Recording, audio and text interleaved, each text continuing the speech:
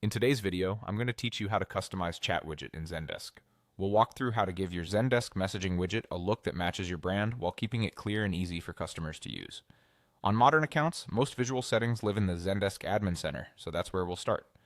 Open Admin Center, then go to Channels, select Messaging and Social, and choose Messaging. Pick the messaging channel you want to update and open the Style tab. This is your control panel for the widget's appearance. Begin with branding and colors. Set your primary color first. This is the color that powers the launcher button and the header at the top of the widget.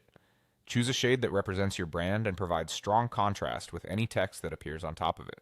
A highly readable header helps customers feel oriented the moment the widget opens. Next, adjust the message and action colors. The message color controls the background of customer message bubbles, while action colors affect buttons and links inside the widget. Aim for combinations that keep text legible and tap targets obvious. If you're using a darker message background, make sure the text is a light color and stands out clearly. If you're going lighter, ensure dark text remains crisp. Add a logo to reinforce your brand identity. Upload a JPG or PNG, and a square image is recommended so it displays neatly at the top of the widget. Choose a file that's clean at small sizes and optimize so it loads quickly. Move to the widget frame. Choose whether the widget sits in the bottom right or bottom left of the screen.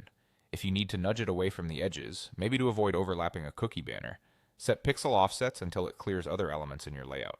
Fine-tune the border radius with the slider to switch from sharp, square corners to a more rounded, friendly look. Match this choice to the rest of your site's components so the widget feels native rather than added on. Finally, customize the launcher button. Pick a circle for a compact, modern feel, or a square with adjustable curves if your brand uses more angular shapes. Add a short label text next to the icon, something like "Help," so users instantly understand what happens when they click. You can show this label on desktop and mobile for clarity. That's it.